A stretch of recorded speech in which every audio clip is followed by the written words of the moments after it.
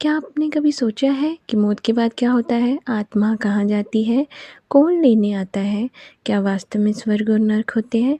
अगर हाँ, तो आपकी ये सारी जिज्ञासा शुरू होती है गरुड़ पुराण के पहले अध्याय से, जिसमें इतना रहस्य है कि इसे सुनकर मनुष्य के भीतर का भय भी टूटता है और भ्रम भी।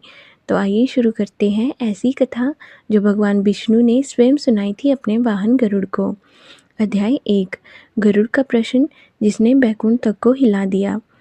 बैकुंठ नाम, जहाँ चारों ओर दिव्य प्रकाश है, हवा में संगीत है और उसमें जैसे रुक सा गया है।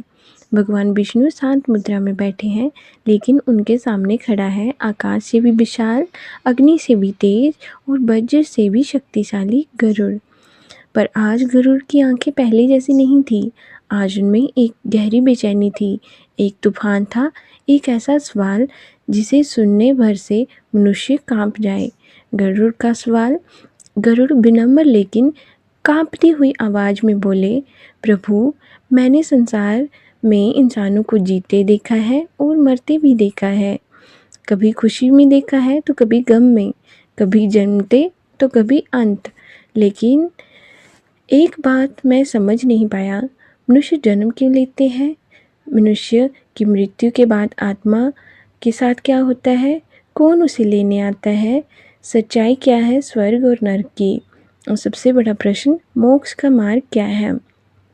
गरुड़ के प्रश्न के बाद पूरे बैकुंठ में एक अजीब सी शांति छा गई। ये वही सवाल था जो हर इंसान के मन में है, लेकिन कोई जानता नहीं। भगवान विष्णु का पहला उत्तर। ब्रह्मांड का रहस्य खुलता है। भगवान विष्णु धीरे से मुस्कुराए। उनकी मुस्कान में वह शांति थी जो महासागर को भी शांत कर दे। विष्णु ने कहा, गरुड़, तुमने वह प्रश्न किया है जिसका उत्तर जानने के बाद मनुष्य का डर, भय और अज्ञान नष्ट हो जाता है। सुनो, जन्म कोई संयोग नहीं, ये पुराने कर्मों का परिणाम है। मृत्यु अंत नहीं, ये एक नए लोक का द्वार है। और आत्मा, वह कभी मरती नहीं, वह शरीर बदलती है जैसे मनुष्य वस्त्र बदलता है। गरुड़ आश्चर्य में पड़ गया। उन्हें लगा जैसे अभी अभी ब्रह्मांड का सबसे बड़ा सच खुला हो, आत्मा की यात्रा का संकेत। भगवान आगे बोले, गरुड़, हर मनुष्य अपने कर्मों के साथ ही मरता है। कोई देवदूत उसे प्रकाश की ओर ले जाता है और कोई किसी के सामने यमदूत खड़े होते हैं। कर्म ही तय करते हैं कि आगे का रास्ता कैसा होगा। गरुड़ के पंख धीरे धीरे कँपाने लगे।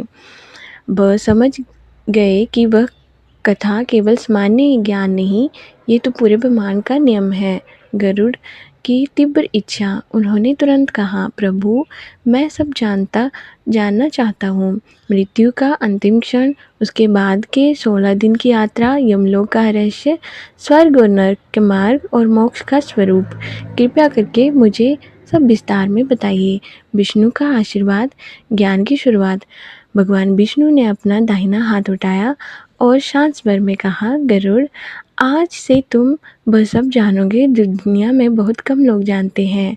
आज से मैं तुम्हें जीवन, मृत्यु और आत्मा का रहस्य सुनाऊंगा और यही ज्ञान आगे चलकर गरुड़ पुराण कहलाएगा।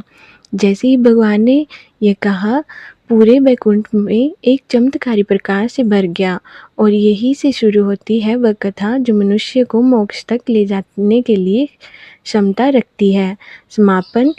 इस तरह अध्याय 1 में गरुड़ का प्रश्न और भगवान विष्णु का पहला उत्तर गरुड़ पुराण की दिव्य यात्रा का प्रारंभ करते हैं।